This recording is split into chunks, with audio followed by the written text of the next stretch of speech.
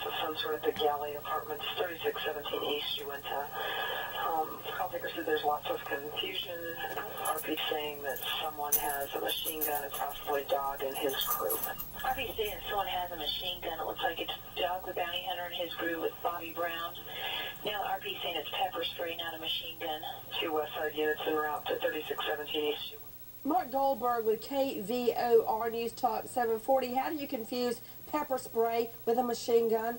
Apparently these guns are very real that Dog and his crew carry, and that's what worries Okay. Somebody might want to either shoot at them or a policeman might mistake it too. You know what? Now that you put it that way, Mark Goldberg, I see it. I didn't understand it till you said that. To Bobby Brown, bail bondsman, who was there in the alleged gunfire, what happened, Mr. Brown? Excuse me. Actually, it was a bond that my office, I have a bail bond company in Colorado Springs. My office had posted a bond for the gentleman that we were chasing, who was a fugitive from justice. He had failed to appear in court on February the 9th, I believe, and so he was wanted. We had been working the case for probably 5 or 6 hours, and then we got a tip.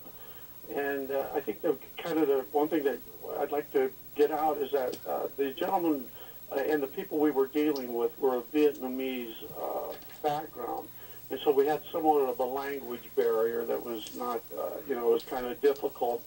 But we Can did I ask you this, sir? Yes, ma'am. Did he fire at the dog?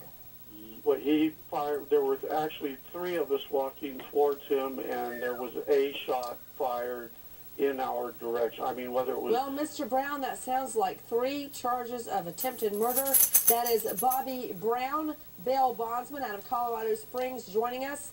Everyone, let's stop and remember, Army Major Brian Meskel, 33, Hopkinton, Massachusetts, on a 3rd tour, graduate of the Citadel. Loved cooking Italian and Korean food, taking his son camping, surprising his wife with sunflowers. Leaves behind parents John and Peggy, widow Chi-Yun, and 6-year-old son Nathan. Brian Meskel, American hero. Thanks to our guests, but especially to you for being with us. We'll see you tomorrow night, 8 o'clock sharp Eastern. And until then, good night, friends. Good night, friend.